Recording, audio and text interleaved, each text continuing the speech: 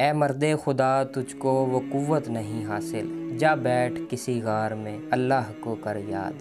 السلام علیکم ناظرین، سیرت النبی سیریز کے ساتھ میں ہوں آپ کا میزبان عادل یاسین۔ آج ہم بات کریں گے غار حرا کے متعلق۔ رسول اللہ صلی اللہ علیہ وسلم کی عمر مبارک جب 40 برس کے قریب ہو چلی، رسول اللہ صلی اللہ علیہ وسلم کے اب تک کے غور و فکر نے آپ صلی اللہ علیہ وسلم کی قوم سے آپ کا ذہنی اور فکری فاصلہ بہت وسیع کر دیا تھا۔ آپ صلی اللہ علیہ وسلم کو تنہائی بہت محبوب ہو گئی تھی، چنانچہ آپ صلی اللہ علیہ وسلم ستو اور پانی لے کر مکہ سے کوئی 2 میل دور کوہ حرا کے ایک غار میں جا کر رہتے۔ یہ ایک مختصر سا غار ہے جس کی لمبائی 4 گز اور چوڑائی 2.25 گز ہے۔ آپ صلی اللہ علیہ وسلم یہاں تشریف لے جاتے تو آپ صلی اللہ علیہ وسلم کی زوجہ حضرت خدیجہ رضی اللہ عنہا بھی آپ کے ساتھ جاتی اور قریب ہی کسی مقام پر موجود رہتی۔ آپ صلی اللہ علیہ وسلم رمضان بھر اس غار میں قیام فرماتے، آنے جانے والے مسکینوں کو کھانا کھلاتے اور بقیہ اوقات اللہ کی عبادت میں گزارتے، کائنات کے مشاہد اور اس کے پیچھے کار فرما قدرت نادرہ پر غور فرماتے۔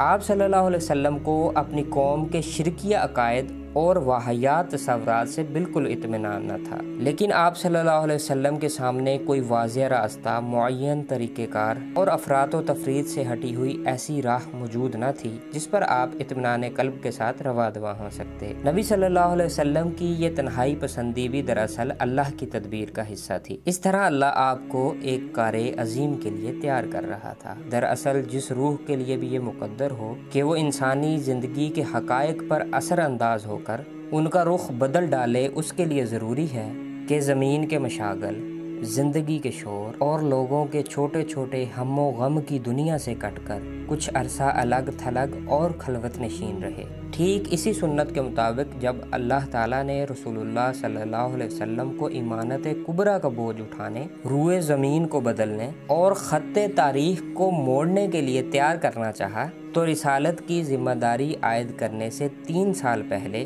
آپ صلی اللہ علیہ وسلم کے لیے خلوت نشینی مقدر کر دی۔ چنانچہ آپ صلی اللہ علیہ وسلم پورا رمضان خلوت نشین رہتے۔ جبرائیل علیہ السلام وحی لاتے ہیں۔